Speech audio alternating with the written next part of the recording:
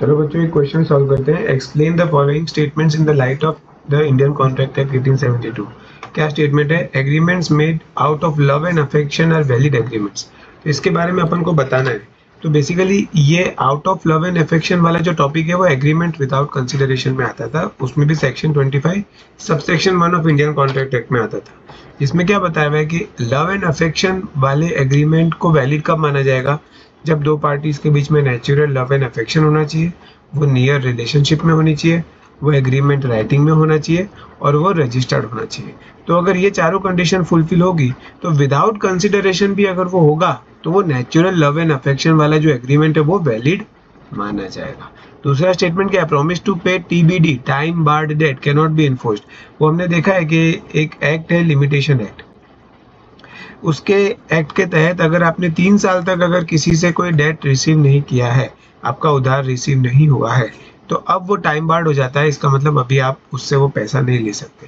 पर अगर सामने वाला आपको प्रॉमिस कर रहा है कि भले ही टाइम बार्ड हो गया है, 3 साल हो गया है, तो अगर वो प्रॉमिस कर रहा है कि आपको वो पैसे दे देगा, तो क्या ये प्रॉमिस एनफोर्सिएबल है?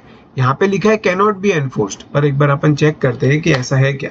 सेक्शन 25 सबसेक्शन 3 ऑफ आईसीए, ये भी एग्रीमेंट विदाउट कंसिडरेशन में आता है। सेक्शन 25 सबसेक्शन 1 में नेचुरल लव एंड अफेक्शन वाला टॉपिक आता है।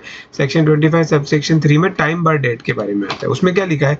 प्रॉमिस इन राइटिंग टू पे TBD is a valid agreement. मतलब कि यहाँ पर जो सेंटेंस दिया ना कैन नॉट बी एनफोर्स्ड, ये गलत है।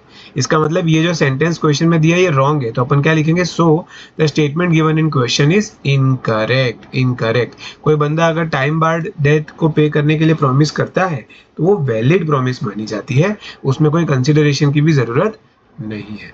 तो ये इस तरह से है। अच्छा क्वेश्चन है, 7 मार्क का क्वेश्चन है ये।